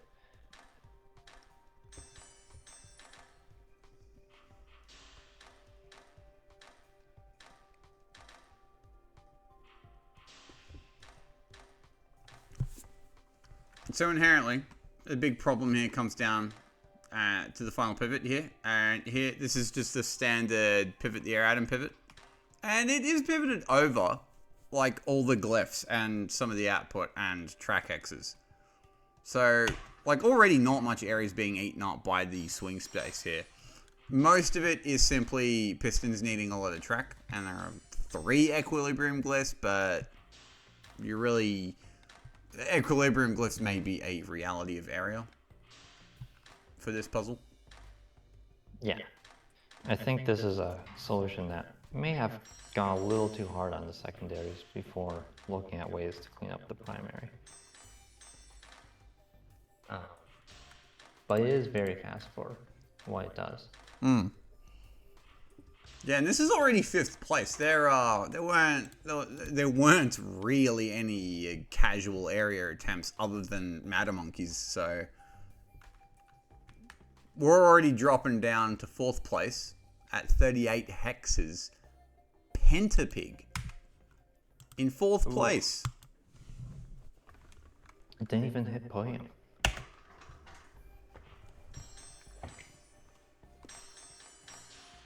So 3 arms. That's pretty slick. Input suppression.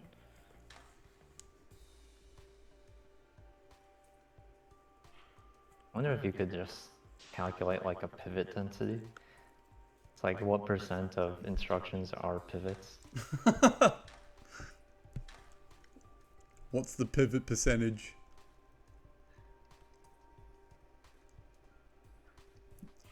What's when? Okay. Alright, so wow, we are already very intense on our partial products. Alright, we have almost all of a bonded central triangle. Not tringle, because it's bigger than a tringle. Remember that. Tringles are 3 atoms. Yeah. Alright, second bonder comes in handy here. You don't have to pivot or rotate the thing at all to get that last one on. But you do to get the Moors on. And then Pentapig cleans up his toys and gets all those Moors in. I find it very funny how these are just distributed across the arena. Alright, paying attention to how the big partial product here is being moved here. Nice input suppression again. We do have to pivot the thing though. As much over the output and over the glyphs as we can. Look at that. Suppression and the storage, and oh, it swings back over the other side. And this is actually cool thing that you're able to translate, and you have 2 more Moors you still have to worry about. So we gotta rotate around. He's making the next. He's prepping it for the next product already. There is a lot of swing space and will always be storage. Actually, this looks like it's for the sake of that air atom that got pulled early last time. He just suppressed over the Moors using that little bit there. Purely for suppression. Like, it's probably for the next product as well, but like, my goodness. Yeah, because one necessarily has to be pulled. Yeah, 2 suppressions at once, I just noticed. And that air atom necessarily has to be pulled down. So here, this is, well, it didn't stick it used to the next one anyway, and I need it to suppress. So I'm bonding it to the big tail, like, way big pivot. And it doesn't collide with anything on the top. And this missed the podium. So, to be perfectly honest, this is giving Too Clever for its own goods vibes. No shade to Pentapig, but I think sometimes your work on a different metric informs you on what to do. This is just my feeling right now. We'll see if it's valid, but I think his work on GA is betraying him a little bit right now. The question that may be asking here is, do you need all that for a 38? Yeah. And it leads us to next solve. So that clocked in at 2,716 cycles. In third place, we have Winter 1703 at 1,900 cycles. Big drop. 2 arms. And no less, this matched Pentapig on primary, so. Very clean. I love the immediate input suppression there. It's like, you want some air? Here you go. That is a funky shape. Also, multi-bonder, if you don't mind. It's the same as 2 bonders. Multi-bonder in an area puzzle. You love to see it. Alright. That's actually a cool way to get the triangle bonded. Don't have all the triplex bonds yet, but I imagine that is about to be handled because you can't really make the complete virulent vector before handling. So now we have all the triplex. Now we can get the rest of the animismus atoms on. So those are, oh my god, it's just suppression on that fire every day. Right onto the calcifier because it needs to be turned into salt anyway. Yeah, and look at this. You can see why the the multi-bonder is a very good idea for the animismus atoms in particular. Alright, so we get the thing pivoted, because you do need to pivot it. Alright, here though. I like the vitae being used in the over the input. Okay, now watch the next time arm 1 grabs that air atom to make the next vitae. This is very funny. Oh. Just puts it back. Suppresses the fire and then puts it back immediately. That's gotta be one of my favorite interactions. Ridiculous input suppression here. And oh. Alright, and these pivots, these are the only real pivots that the big solve makes. It is 2 pivots in particular. Definitely had been worked out ahead of time. And, oh, need to put the fire back. Alright, now, yeah, we can move the... Actually, that is nice that you actually don't... for the sake of resetting the solves, you can make all 6. You don't actually need it to go through the fire. You can leave the fire there for now, because the last bond does not hit the fire atom. Yeah, I bet this is 1P. Yeah, perfect. I love this starting shape. God. That's incredible. Incredibly opportunistic. But Winter's like, yeah, I'll get it done. Don't you worry. This hilarious extents of input suppression. Suppress fire. Hang on. Alright. I think this is... So... Whoa! Let me scoot on past you. Just scooch on by real quick. Nice work, Winter. And that multi-bonder simply makes the bonding... The final Morse bonding is simply much quicker because the third... interestingly, with this one Morse being on at the beginning, works perfectly in tandem with the multi-bonder. Being used for the other 3 way at the end. You put the 4th one on way at the beginning.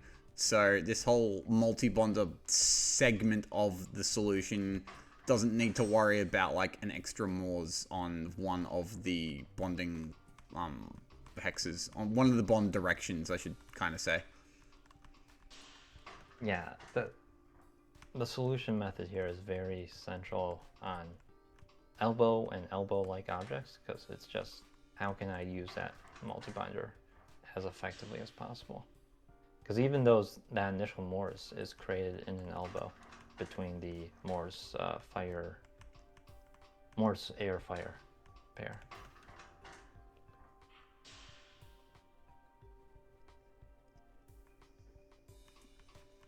Cool. Boom. I hope he doesn't lose any points on 1P though, because I imagine you could probably save a few cycles on that last Morse there. In second place, we have Jinyu. 923 cycles. Did not need all that for 38 area.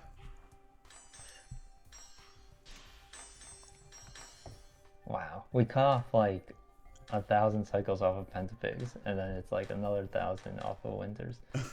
This is... As mentioned, secondaries are, in fact, cool. This is straight up, like, way simpler than the other 2 solves. This is just, like, multi-bonders and input suppression. Alright, there is still a lot of input suppression here, but all that advanced movement tech is for nerds. I'm just going to make my fan anyway, and I'm going to pivot that air atom anyway, and there is nothing you can do to stop me. Yeah, by using the fan as its very easy to pivot molecule that it is, you can get support from Arm 2 and just do suppression incredibly easily and get all those Morse connected. It's all on the single bonder, and the single bonder is actually like quicker here because there's no insane suppression or setup at all. It's just build a fan and you just pivot once and hey look, you can put the next Morse on, and hey look, the fan's already in place because you can just pivot it and you can just translate the entire rest of the virulent vector, and one pivot, and this is a very well calculated pivot. It perfectly hits the tracks, 2 input glyphs, and the animismus swinging over the calcification. There is 1 equilibrium glyph here and 1 here, but other than that, man.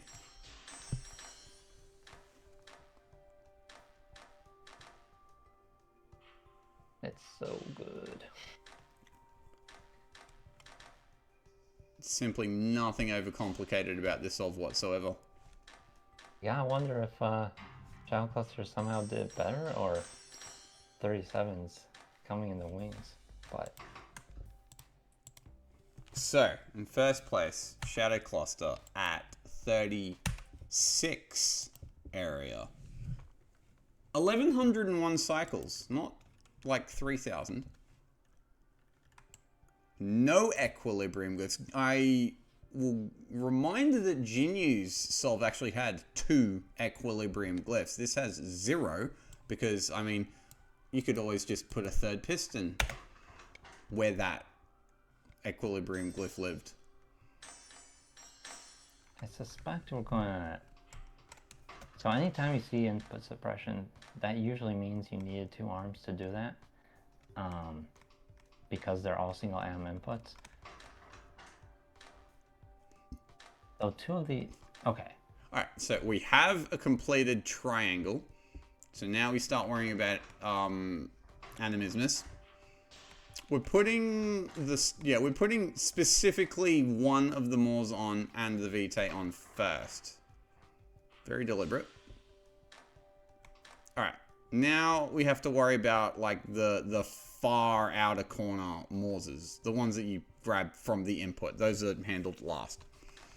And it is simply, much like Jinyu solved before it, a pivot. And input suppression.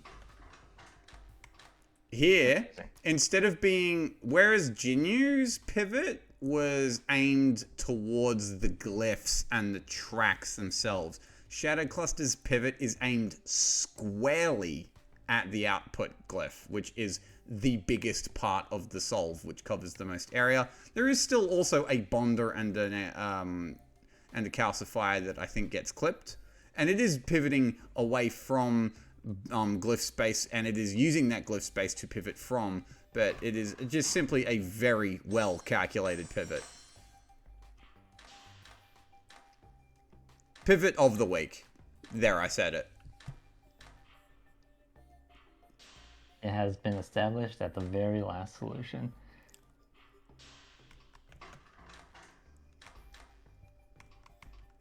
Right. The 3 arms make great division of labor here as well. Mm. Like if someone else had reached 36 area, I think they would be struggling to keep up with Shadow Cluster's speed here, because the 3rd arm just does fire handling, and it's very nice. And then arms 2 and 3 work with the core the whole time. And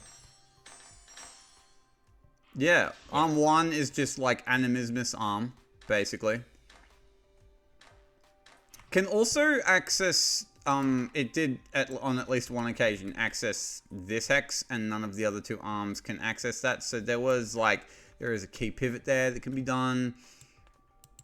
The placement of the arms are great. Arm 2 communicates well with both arms. It does, it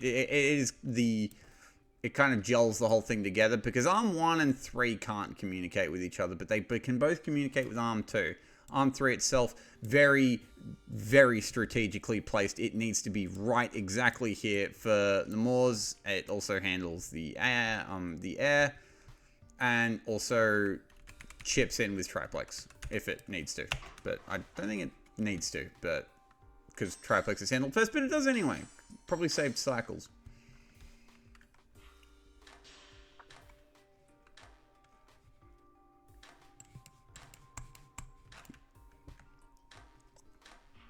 Just to emphasize that final pivot here. So key position here. Animismus glyph perfectly covered. Bonder covered. Input about to be covered. Triplex covered. And that is like a length 3 swing. So it will clip the piston and both hexes of the bonder. Bang.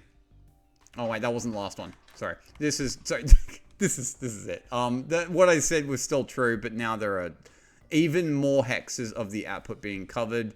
That's also like a length 3 swing. The calcifier is actually the one thing that doesn't get clipped, but these 3 hexes here that will all be clipped by this following swing. So all but 2 of the glyph, All but 3 of the glyph X's are clipped in this one pivot alone.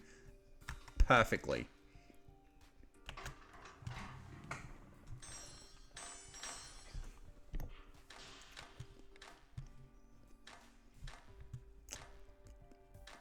Do you think we glazed Shadow Cluster enough? Do you Nah. think you'll be happy with this?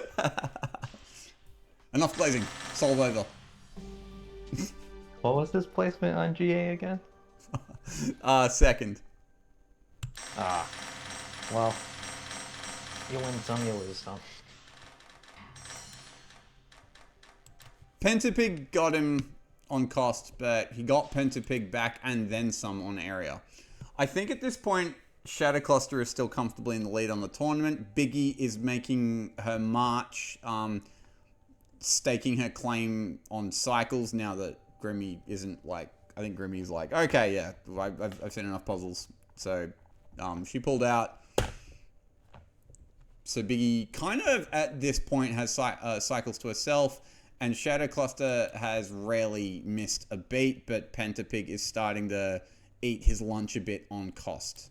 So that's where our top 3 are at, with Jinyu also putting in a very respectable showing on area and cost himself.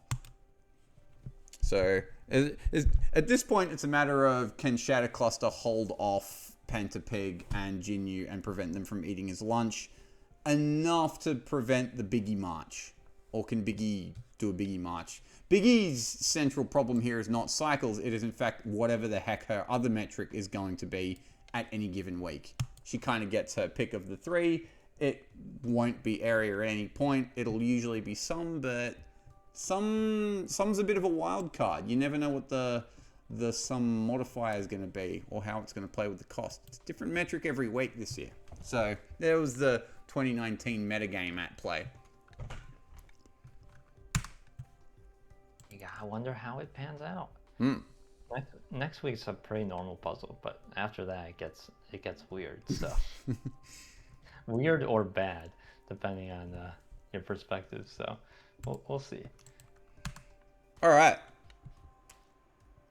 We have a few showcases to highlight first. Not as many as last week, where like creative accounting had lent itself to like awesome stuff for like every metric. Virulent Vector is a big boy and is not a puzzle you open casually. So I've got 4 solves to show off here. First off, we have the real sum record.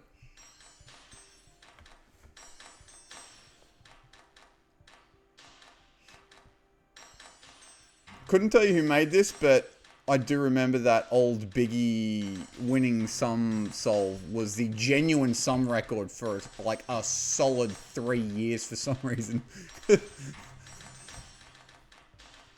I mean, it was so cheap, so, you know. Yeah, true. Cool hexarm, gotta say. Most recent one. Hmm? GUI apparently made this most recent one. GUI. There were earlier sums, but GUI. It's a GUI solve. Nice. Wow, that must have been like... I thought this it would have been... How recent was it, do you know? So leaderboard last reported GUI improving it March 31st last year. 2025. Oh. It is a very nice hexarm, by the way. Arm 5 sneaking in the Vitae and sneaking out the Salt.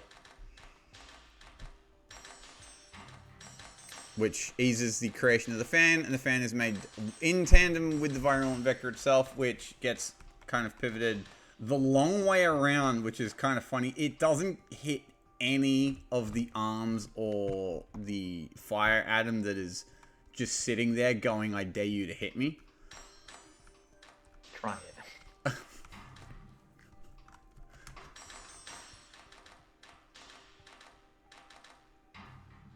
The fact that just one arm is handling, making the whole core, really tells you that this is standard stum, because I don't think we saw that at all in the weighted versions.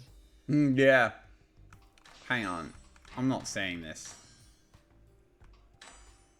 Okay, I'm not. Okay. I thought the top right hex, I'm like, hang on, why is that being used? No, this exact cycle is why it is being used. I don't think there's a way around that. Otherwise, you don't need to use that hex.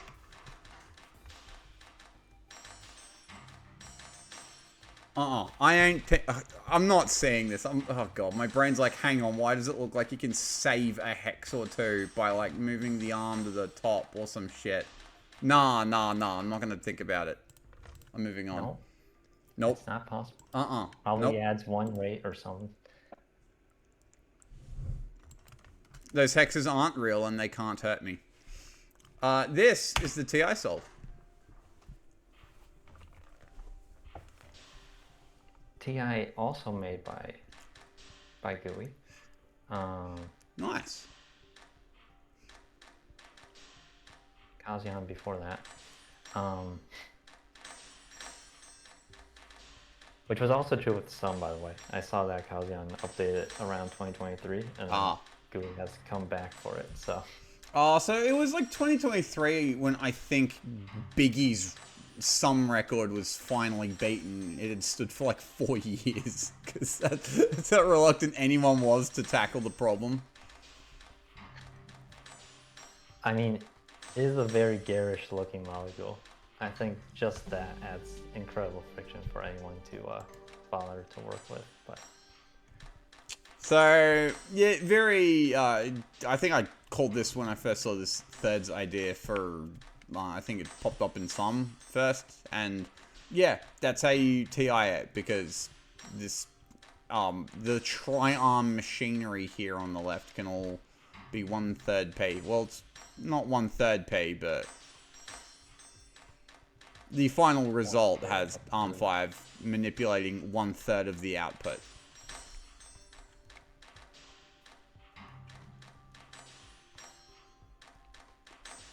I'll make pivots, and they all come so easily.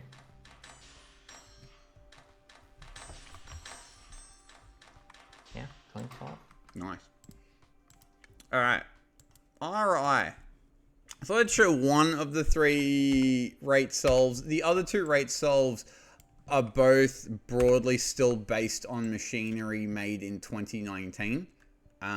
This being a freshly made rate solve for the leaderboard. No insane RI tech. There's no wandering hex arm. This does the same thirds idea, but a lot faster. This appears to have been made by Pray for Mercy. Pray for Mercy. Also a newer optimizer.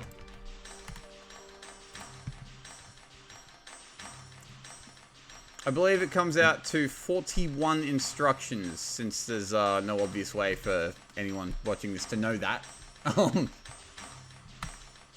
Oh, yeah. The TI record, while I'm at it, was 28 instructions. The sum record, you can go back and add the 3 up. Mental arithmetic. The numbers were on screen, so it was... You know what? Where is the number? Sum record is 497. There you go. Numbers. I love numbers. Finally, this is pretty cool. This is the current existing height cycles and height rate record. 5 height is a really nice cozy height to be able to work in. Yeah, I think height solves also shine a lot when you're able to rate intermediates that don't take up a lot of space. And then you have a final output that takes up the whole height. There's a lot of maneuverability there. This solve, by the way, was originally made by Shampoo, and then Spiritual Shampoo, and then genued into perfection. But there's probably a looks away improvement in terms of rate. Oh, right. Oh, absolutely. You'd probably make the 3 fans and the triplex core. Or if not, yeah, you probably make the triplex core and the 3 fans, and you have them chugging along a HR train. And then they all come together at the end through one or two extremely slick movements. Those solves are like absolute wizardry still. We should do more HR puzzles. It'd be a cool tournament metric if you ask me. One quick addendum before we call it there.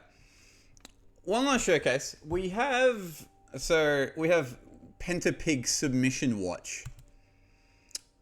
As you may recall, Pentapig won cost, but came a shocking fourth in area. He got bested by a couple of 38s who were able to match him on primary, but weren't as complicated on secondary. Didn't do as well as expected here. I don't have the passer open, but this comes to, I am pretty sure, 232 or 3.5. Point is, comfortably better than third place. Not too far away from Biggie's winning sum solved. So this would have been a comfortable second place. And more points for Pentapig, who unfortunately misses out again on having submitted the wrong one. Anyways, this is Pentapig's sum solve. I'm very sure that Pentapig probably won the tournament if you factor in the submissions he could not make. Oh, he wins without question, I'm pretty sure. Because it was very close without that, so like... Just a reminder of... He had a sum solve, for creative accounting it cost him big time because he had a winning solve he didn't submit, and I think he came third or fourth in one of the other metrics. This would have gotten him a better score because the area primary actually I think would have hurt his metric score as well as the placement score. Whereas this, I don't think he would have suffered on metric score because it was close to the winning solve. Alright, so same principle. I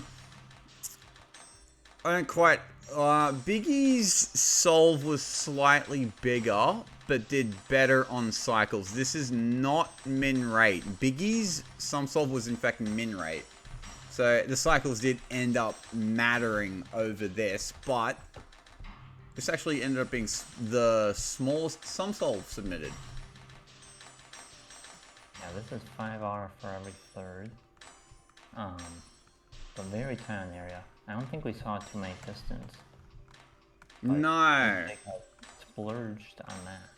See, I wouldn't have actually complained if I saw like a bunch of pistons because cost doesn't matter. So pistons are good in this metric. Like this metric is kind of RA-ish. Or C plus A, kind of. And that is a great metric for pistons. So as I look at this, I keep looking at that buy arm and arm 11 there. And I can't help but think that that could be slightly better. I don't know how many points off this was of Biggie's, but... 7 or 8. Yeah, I don't think that's a difference maker then. It's probably the 5R that's hurting so much. Yeah, I think it is simply the fact that this is not outputting fast enough. Unless, like, there's no real way to cut down on the area. This is a very dense sea of glyphs, by the way. I mean, unless you can cut down on swing space, but I think if you could have cut down on swing space, then Pentapig would have figured out how to do that exactly. Maybe if he finds a way to do it like this and cuts down the area even more, he might have been confident enough to submit. Who knows? Man. But it was a cute little footnote nevertheless. Alright. And that wraps things up for Virulent Vector. For real. Yep, no, totally. I believe next week's puzzle is Dwarven Firewine, so we will be making our way into cabinet production shenanigans next week. Right. Alright. Hopefully, the next episode won't be delayed like this one was. My computer had a random bout of overheating issues, and it appears to have completely disappeared. So hopefully it stays that way and I'm not just damaging equipment. But I mean, I dusted it and filtered the air is now better filtered. So long story short, I'm hoping the upload cadence will be a bit more regular once more. But thank you, as always, RPF, for joining me. It's a pleasure. And I'll see you all next week. Well, all right. I'll see you all next tournament week puzzle. Yeah. Yeah, you should all come back and watch. Hmm. So, no one's leaving the house until you watch the next week. Of course.